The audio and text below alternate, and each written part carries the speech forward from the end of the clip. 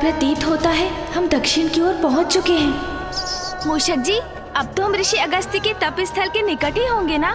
प्रभु, ऋषिवर के स्थान के जितना निकट पहुंच रहा हूँ उतना ही भयभीत हो रहा हूँ मैं। क्यों? आप क्यों भयभीत हो रहे हैं मूषक जी? प्रभु, ऋषि अगस्त्य का तपोबल, उनकी शक्ति तो विख्यात है। मैं तो पूर्व में ही मूषक हूँ, अब कहीं उनके शाप से मैं चींटी ना बन जाऊँ। मूषक जी, व्यर्थ है आपकी ये चिंता। ऋषिवर आपको श्राप क्यों देंगे?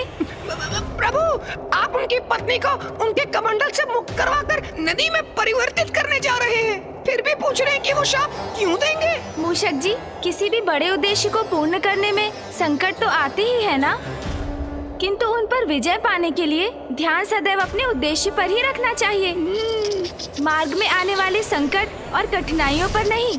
उचित है प्रभु, मैं प्रयत्न करूंगा।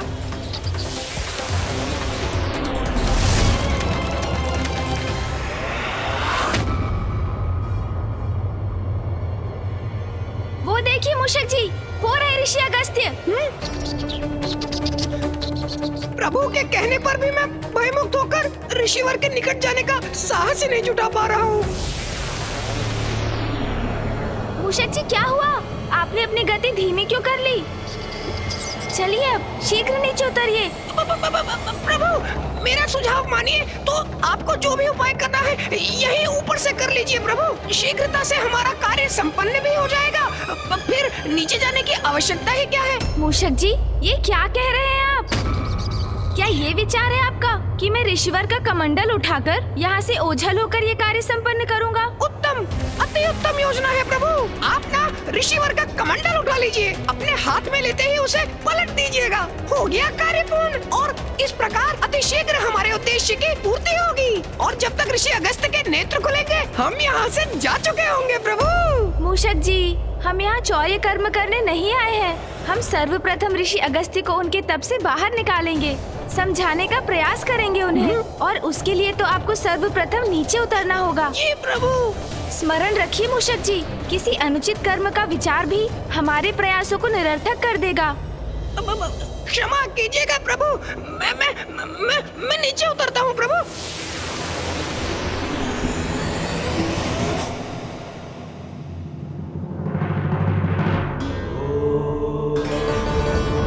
इतने दिव्य महान व्यक्तित्व वाले ऋषिवर अगस्त्य के दर्शन पाकर मैं धन्य हुआ आज।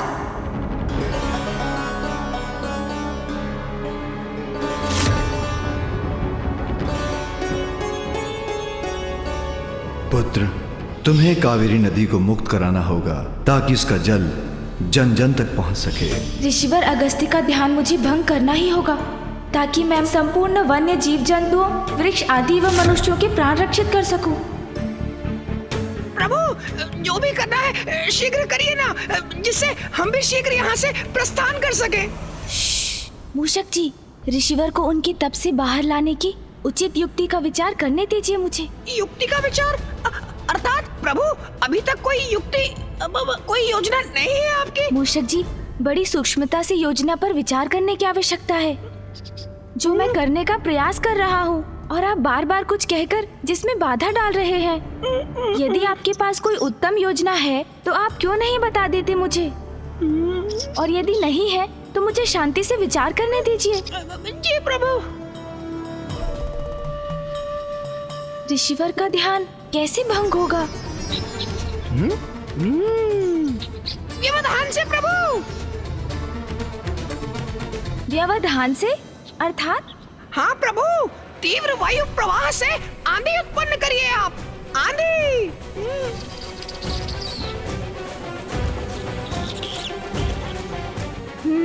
उचित है मूषक जी। जी प्रभु।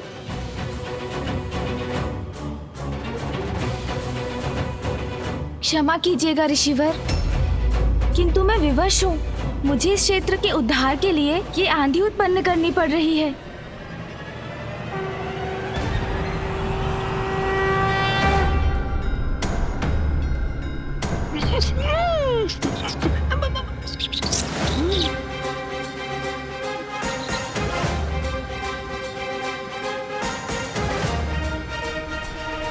प्रभु, तो आंधी उत्पन्न कर रहे हैं, किंतु ऋषिवर के नेत्र खुलने पर कैसा बवंडर उत्पन्न होगा किसे ज्ञात। छिपने में ही भलाई है।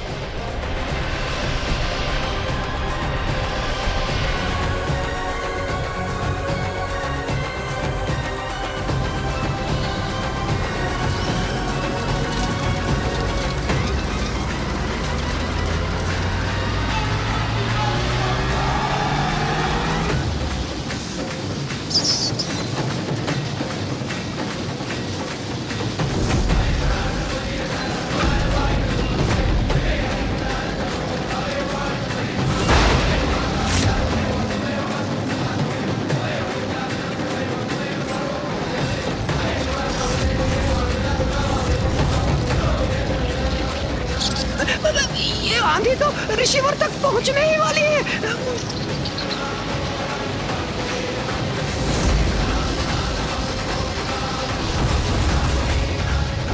कहीं इस वायु प्रवाह की आंधी के स्पर्श से ऋषिवर के क्रोध का ज्वालामुखी न फट जाए।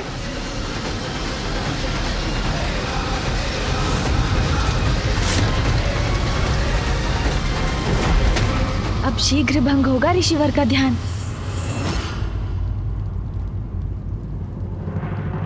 विश्वास है मुझे गणेश सर्व समर्थ है, किंतु फिर भी मैं सशंकित हूं। कहीं उसके साथ कुछ अप्रिय न घट जाए। गणेश का यह प्रयास सफल होने से अनेकों चिंताओं का अंत होगा। ऋषि अगस्त्य का क्रोध जागृत हुआ तो एक नवीन संकट उत्पन्न होगा।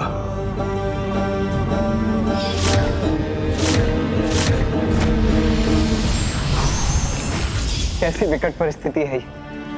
किसकी अधिक चिंता करूं मैं, इस बवंडर के टकराव से ऋषि अगस्त्य के ध्यान भंग होने की, अथवा बवंडर द्वारा इस कमंडल के गिरकर उल्टा हो जाने की। दोनों ही अवस्थाओं में गुरुदेव, ऋषि अगस्त्य कहीं क्रोध में आकर गणेश को कोई श्राप न दे बैठे। तपोबल के धनी ऋषि अगस्त्य ने यदि श्राप दिया तो वह अकाट्य होगा।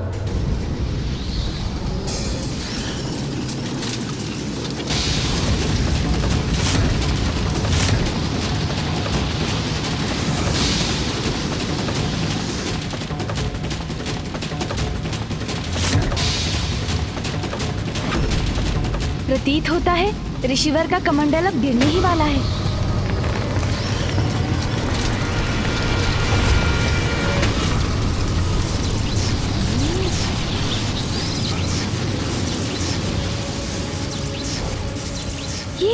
ये क्या हुआ? ऋषिवर के चारों ओर स्वर्णिम सुरक्षा का घेरा कैसे उत्पन्न हो गया? ज्ञात करता हूँ।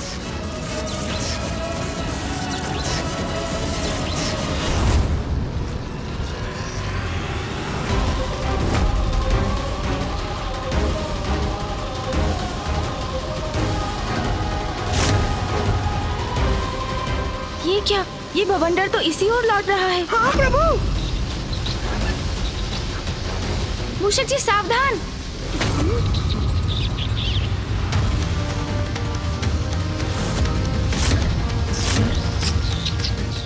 इससे रक्षित होना होगा।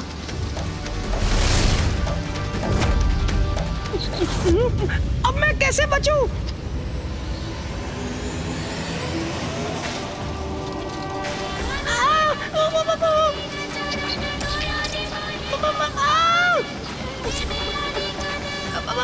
प्रभु, कुछ कीजिए प्रभु, रोकिए इस बवंडर को।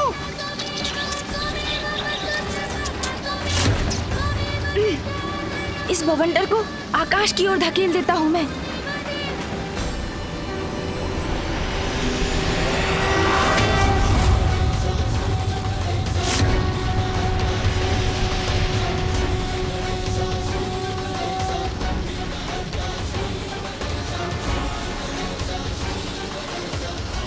हम रक्षित हो गए प्रभु। मूषक जी, अब हम सुरक्षित हैं। अब ये वायु प्रवाह तो शांत हुआ, किंतु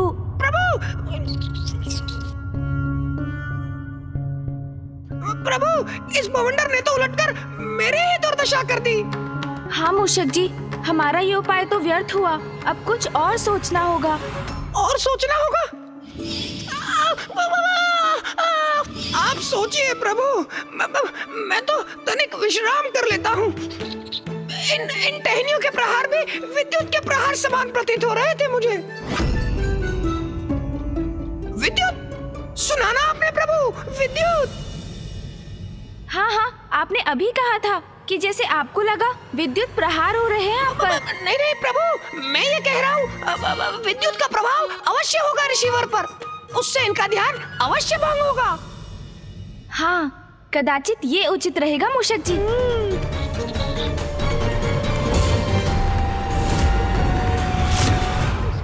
आशा है ये युक्ति कार्य करेगी।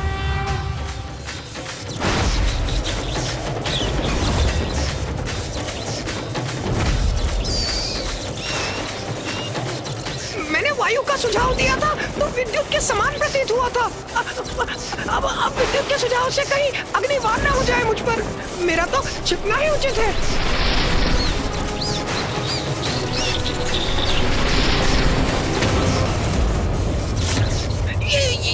ये विकराल मेघ उत्पन्न हो रहे हैं। अब आकाश तो काले विकराल मेघों से घिर गया है। ऋषिवर तो अभी भी ध्यान मग्न ही है, किंतु उनका ध्यान भंग होते ही मैं भी संकट में पड़ सकता हूँ। मेरा इस वृक्ष की आड़ से स्वयं को सुरक्षित करना ही उचित है।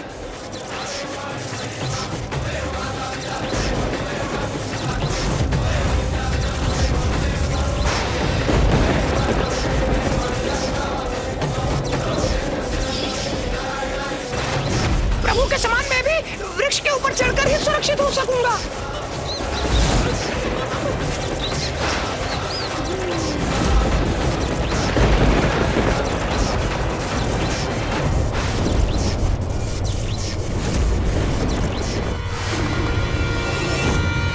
ये गणेश ने ये क्या कर दिया?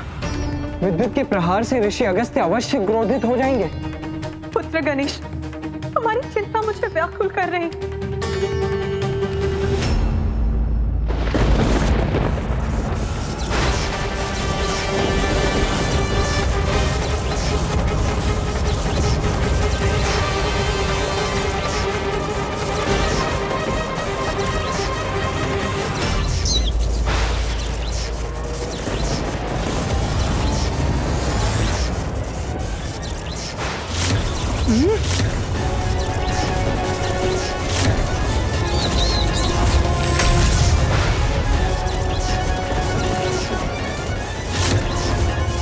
ये विद्युत वृक्ष की ओर भी आ सकती है। मुझे इस वृक्ष से दूर हट जाना चाहिए। ये कैसे संभव है? ये विद्युत तो मेरी ओर ही आ रही है।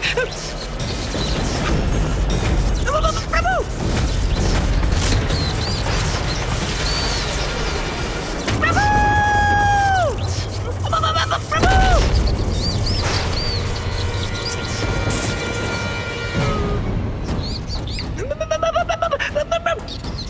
मूषक जी,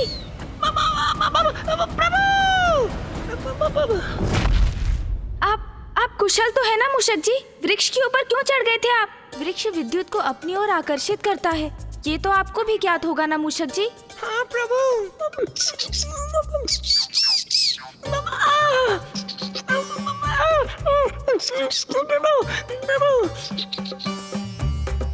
मेरा मुख, मेरा सुंदर मुख, क्या हो गया इसे? देखिए प्रभु, मेरी सुंदर मुख पर कैसी काली मां छा गई है। मेरी सुंदरता विलीन हो गई। नहीं मूषक जी, आप तो पूर्व के समान ही दिखाई दे रहे हैं। आपको तो कुछ भी नहीं हुआ।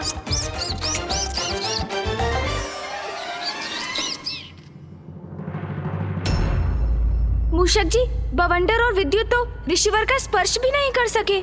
इनसे भिन्न कुछ और उपाय करना होगा मुझे। प्रभु गणेश की सारी योजनाएं असफल हो रही हैं। मुझे शंका है, कहीं उसकी योजना का कोई भीषण परिणाम ना हो। कहीं ऋषि अगस्त्य अत्यधिक क्रोधित ना हो जाए। गणेश की युक्तियां। अभी तक गणेश ने अपनी बुद्धि से उपजी युक्ति का कहां प्रयोग किया है, और वही उसकी भूल है।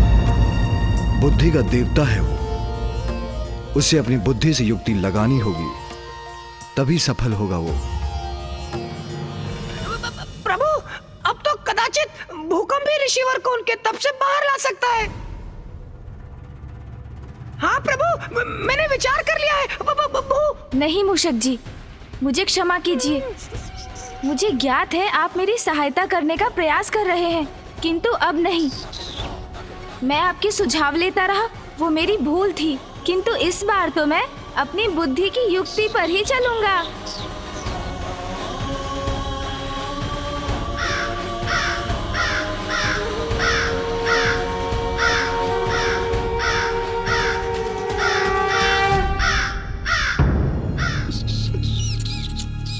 काग? प्रभु, मूषक जी,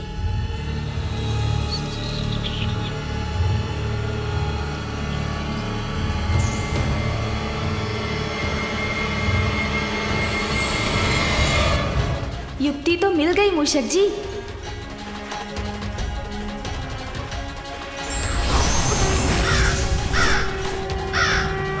कहाँ उड़े जा रहे हैं आप?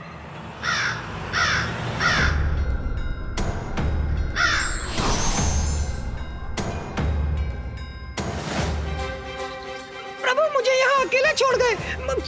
यदि ऋषिवर का ध्यान भंग हुआ तो, और मैं उनकी दृष्टि में पड़ गया तो अवश्य शाप दे डालेंगे मुझे।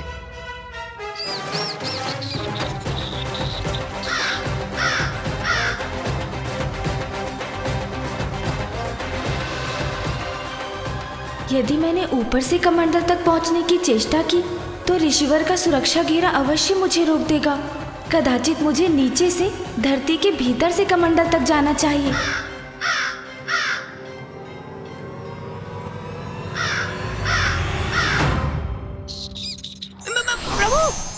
प्रभु, आप लौट आए? हाँ मूषक जी, लौट आया मैं, क्योंकि मुझे आपको एक कार्य सौंपना है। आपको यहाँ से ऋषि अगस्त्य तक धरती में सुरंग बनानी है।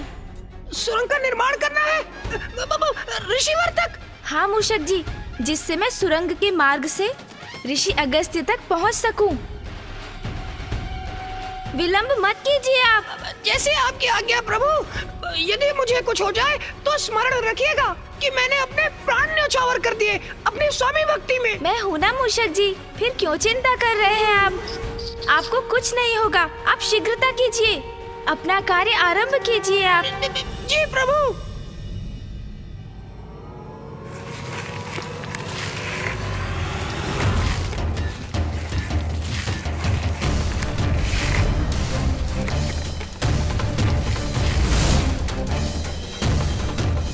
मूषक जी, सुरंग का कार्य पूर्ण हो गया? प्रभु, सुरंग तो तैयार है, किंतु प्रभु ने तो मेरी बात ही नहीं सुनी। मैंने सुरंग तो बना दी, लेकिन ऋषि अगस्त के भय से सुरंग के दूसरी ओर बाहर निकलने का छिद्र ही नहीं बना पाया।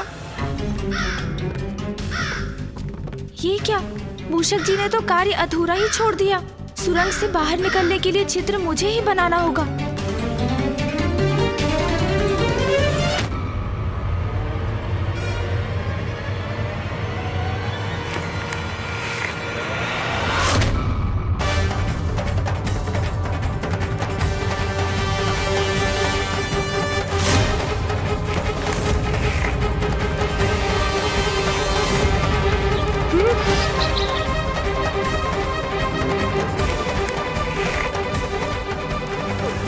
ये क्या? प्रभु तो कमंडल को गिराने वाले हैं।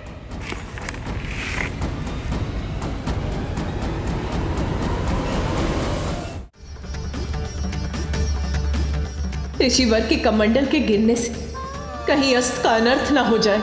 विलंब उचित नहीं, शीघ्रता करो गणेश।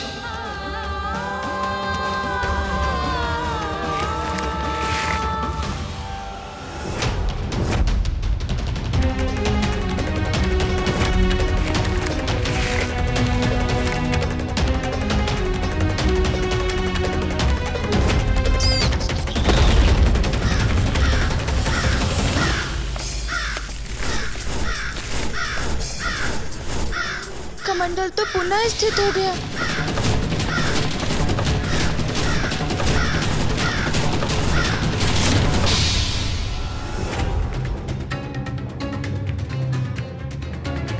हाँ गणेश, यही युक्ति उचित है। अपने पंख से उलट दो कमंडल को, मुक्त कर दो माँ लोपामुद्रा को। हाँ प्रभु, उचित है। आपके पंख फड़फड़ाने से कमंडल गिर जाएगा।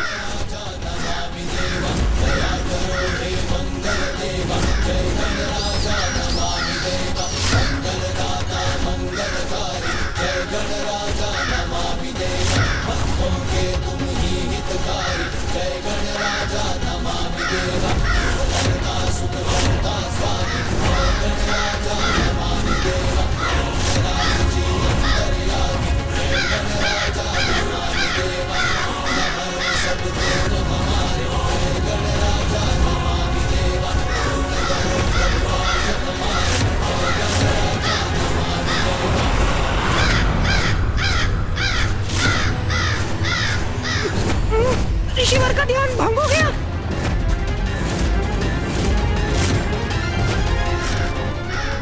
ऋषिवर के मुखमंडल पर क्रोधाग्नि स्पष्ट दिखाई दे रही है। कदाचित इसका परिणाम अच्छा नहीं होगा। दुस्साहसी काग, मेरा ध्यान भंग करने का दुस्साहस कैसे किया तुमने? दूर हटो यहाँ से। मैंने कहा ना, दूर हटो मेरे कमंडल से। मुझे शीघ्रता से नहीं, अभी तो बुद्धिमानी से कार्य लेना होगा।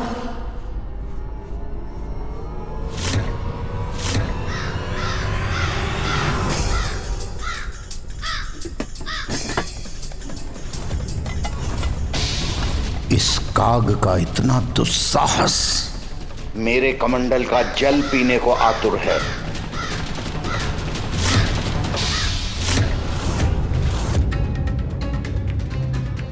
मेरी चिंता सत्य ना हो जाए। कहीं क्रोधावश ऋषिवर गणेश को दंडित करने के लिए उसे श्राप ना दे दे। गणेश, ऋषिवर को और क्रोधित मत करो। इसी पल लौट आओ, मुड़ जाओ वहां से।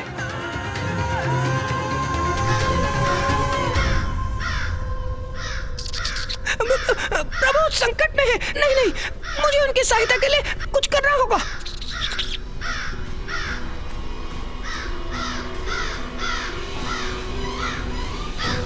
मुझे क्षमा कर दीजिए प्रभु।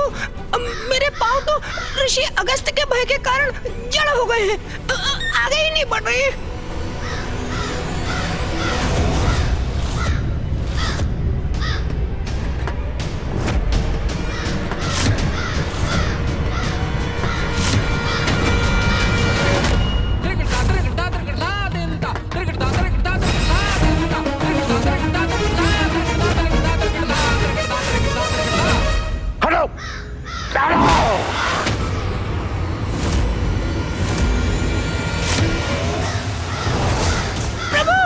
संतुलन बनाने का प्रयास कीजिए।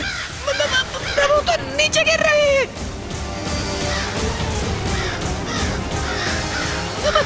चिंता मत कीजिए प्रभु, मैं आपको संभालने का प्रयास करूंगा। प्रभु, मैं आ रहा हूँ प्रभु। मैं आ रहा हूँ प्रभु। आप कुशल तो हैं? ऋषिवर ने तो आपको आकाश में ही भेज दिया था। हाँ मूषक जी, मैं सुरक्षित हूँ, कुशल भी हूँ। जो हुआ उसमें ऋषिवर का कोई दोष नहीं है। वो तो मात्र अपना कमंडल सुरक्षित करने के लिए अपने हाथ से मुझे दूर करने का प्रयास कर रहे थे और उनका हाथ मेरे पंख पर लग गया, जिससे मैं दूर आकाश की ओर चला गया। सुरक्षित है मेरे पुत्र गणेश। प्रभु, मेरी विनती स्वीकार कीजिए, यहाँ से लौट चलिए। महादेव, माता पार्वती, कुमार कार्तिकेय से विचार विमर्श कर प्रभु माँ लोपामुद्रा को नदी रूप में प्रवाहित करने की कोई और युक्ति सोचनी होगी हमें। किंतु अब हमारा यहाँ रुकना उचित नहीं। ऋषिवर के क्रोध से पार पाना कठिन है प्रभु। व्यर्थ चिंता कर रहे हैं सभी। गणेश अपना दायित्व निभाना भली भांति जानता है। वो इस संकट का भी हल अवश्य ढूंढ लेगा।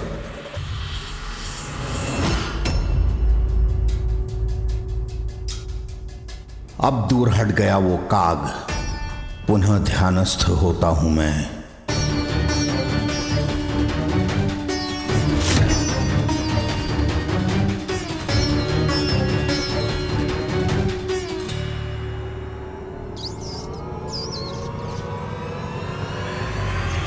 नहीं मूषक जी, अपना उद्देश्य पूर्ण किए बिना हम यहाँ से कदापि नहीं लौटेंगे। स्थिति विकट है। ऋषि अगस्त्य का क्रोध सर्वज्ञात है, किंतु कठिनाई से भयभीत होकर हम पीछे भी नहीं हट सकते।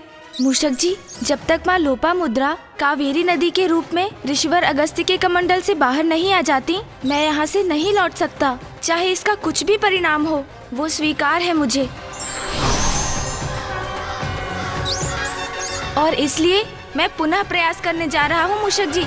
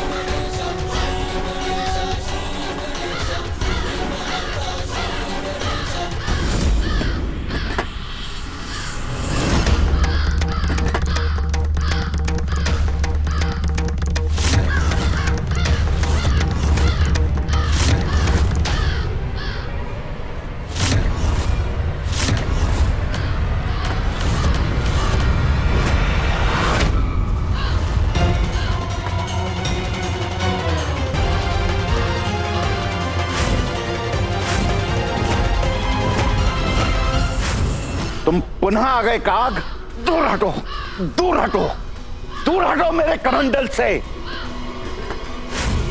तुम्हें अपनी सुरक्षा की तनिक भी चिंता नहीं। इस बार और भी भयंकर परिणाम होगा।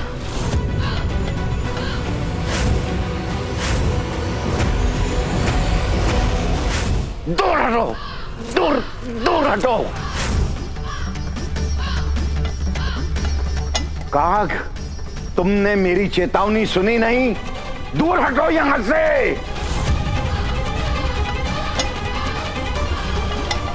हटाओ, हटाओ। मेरे कमंडल को स्पर्श भी किया तो उसका भयंकर दुष्परिणाम भुगतोगे तुम। हटाओ यहां से, जाओ। मेरा कमंडल।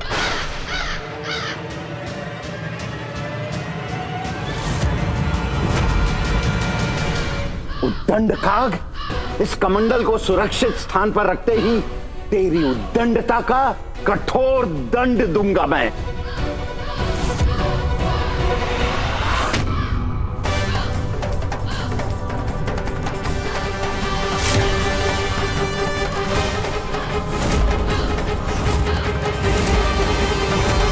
मेरे कमंडल पर स्थित होने का दुस्साहस कैसे किया तुमने? हट जाओ यहां से, हट। काग हठी होते हैं ये तो सर्व ज्ञात है, किंतु तुम्हारा हठ साधारण नहीं है। इतना साहस तो कोई साधारण काग नहीं कर सकता। मुझे क्षमा करें ऋषिवर, किंतु इस कमंडल को तो गिराना ही होगा, और इसे गिराएंगे आप। तुम्हारा मेरे कमंडल पर स्थित होना उचित नहीं है। हट, हट, हट, हट, हट, हट, हट, हट।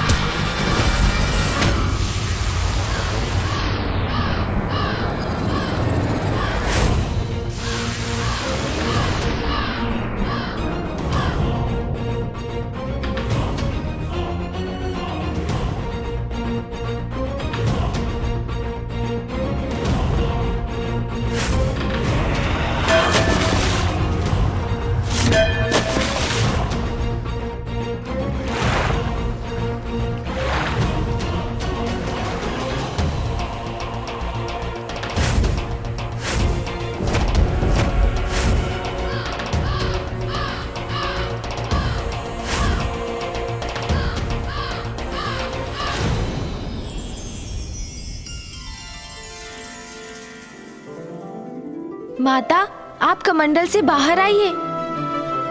हाँ माता लोपामुद्रा, आपके स्वामी अगस्त्य ऋषि अपने हाथ से आपको प्रवाहित होने का संकेत दे रहे हैं।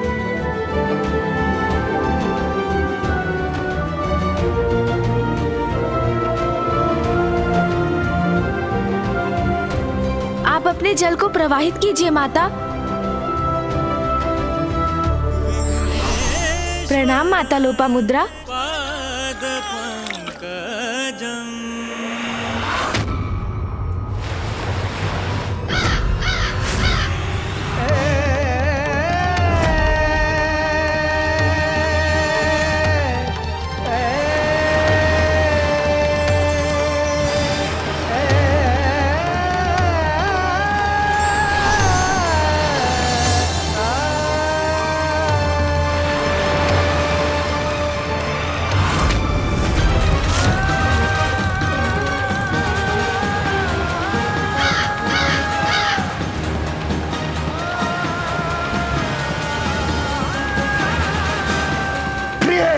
लोपामुद्रा,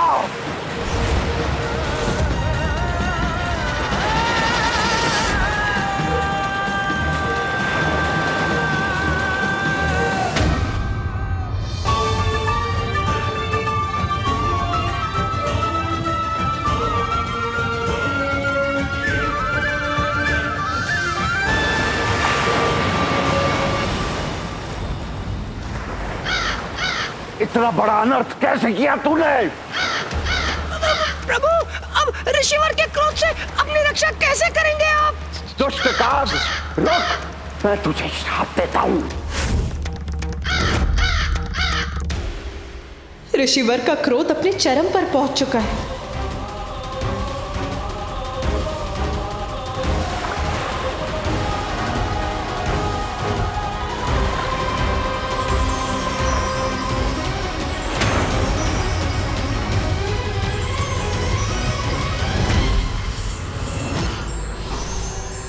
ऋषि अगस्त्य,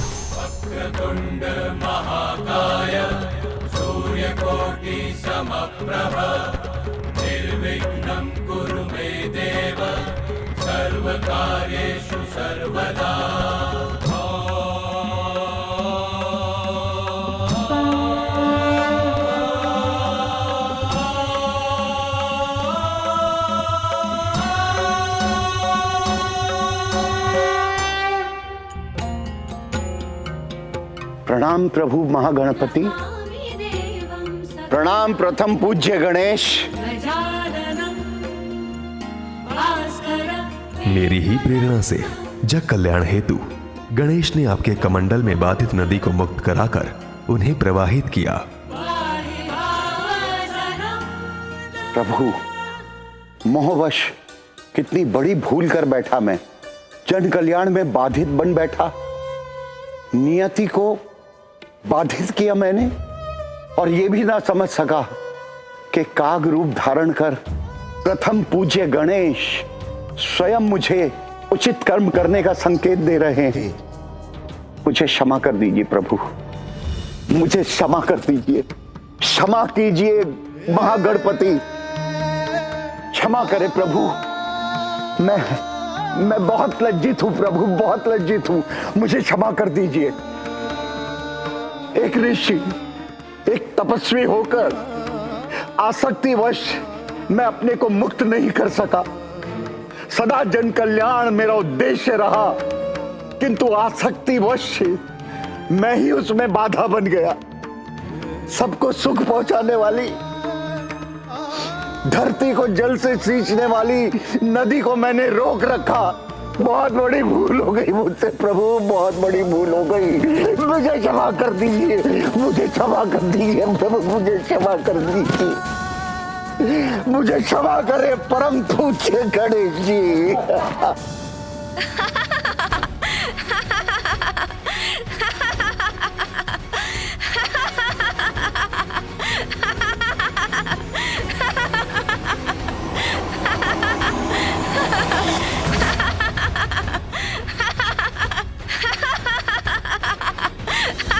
आप मेरी भूल पर हंस रहे हैं प्रथम पूज्य गणेश। उचित है, कदाचित ऐसी भूल का यही उचित परिणाम है। ऋषिवर, आप अभी ये जो कर रहे हैं उसे देखकर मुझे उस समय का स्मरण हो आया जब मामा श्री हरिनारायण ने मेरे समक्ष उठक बैठक कर मुझे हंसाया था। इसलिए मैं ये विधान करता हूँ, आज से जो भी मेरे समक्ष ये दोनों क्रियाएं करेगा, मैं उसकी सभी धर्मोचित मनोकामनाएं यथाशीघ्र पूर्ण करूंगा।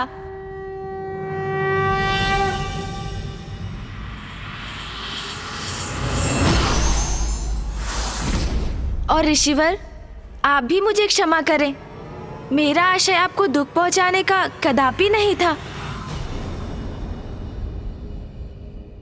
भूल तो मुझसे हुई थी।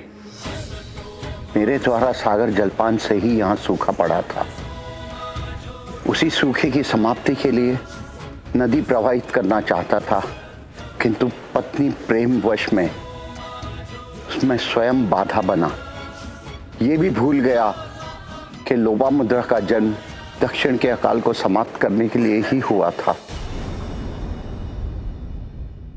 किंतु अब तो भूल का सुधार भी हो चुका है। देखिए ना ऋषिवर, अब तो नदी प्रवाहित भी हो रही है।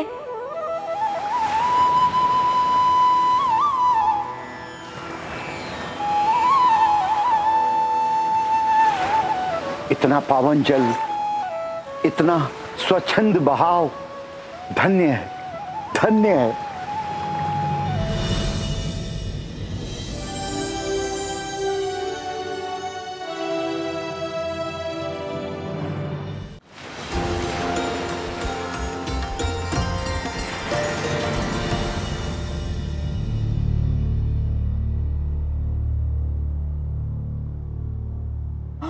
प्रभु, जल, प्रभु कृपा कीजिए, जल।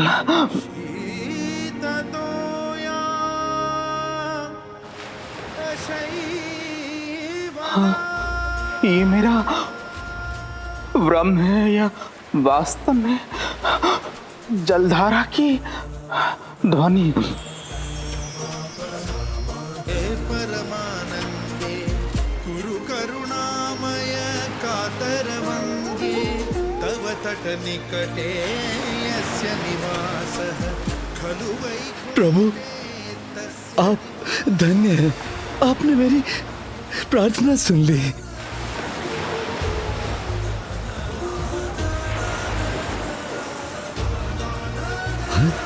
हाँ,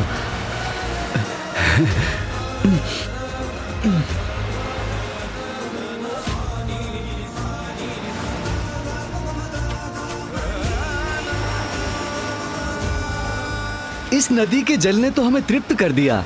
अब हम अपना जीवन यापन करने में समर्थ हैं।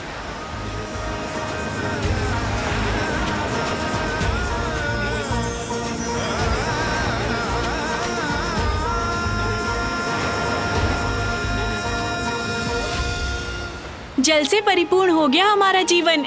अब कोई कमी नहीं है हमारे जीवन में। इस जलधारा ने तो हमारा जीवन ही सुखमय बना दिया। जल क्रीड़ा में बहुत आनंद आ रहा है।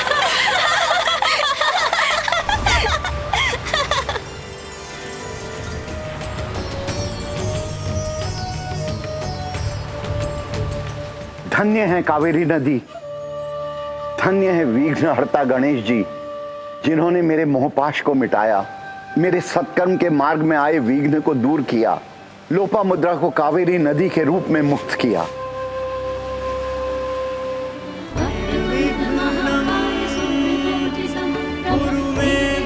माँ लोपामुद्रा का कावेरी नदी के रूप में प्रवाहित होने से मेरा कार्य संपन्न हुआ। अब दक्षिण में कभी जल का अभाव नहीं रहेगा। देखा स्वामी, जो कोई नहीं करना चाहता था, जो कोई नहीं कर सकता था, वो हमारे पुत्र गणेश ने कर दिखाया। घटनाओं के इस क्रम ने मुझे महादेव के समक्ष अपनी चिंता व्यक्त करने का अवसर नहीं दिया, किंतु अब सभी के यहाँ से प्रस्थान के बाद मैं उन्हें अपनी दुश्चिंता के विषय में बताऊंगा। कदाचित अभी उसमें विलंब नहीं हुआ है।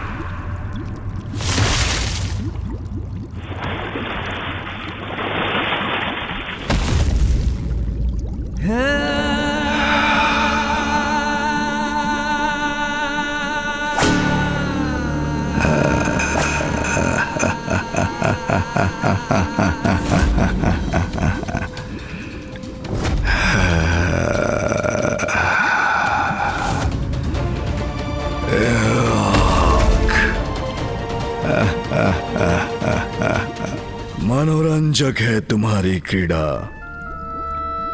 किंतु इसका अंत तुम्हारे अंत के साथ ही होगा, क्योंकि सर्वश्रेष्ठ जलंधर से किसी का बच पाना असंभव है।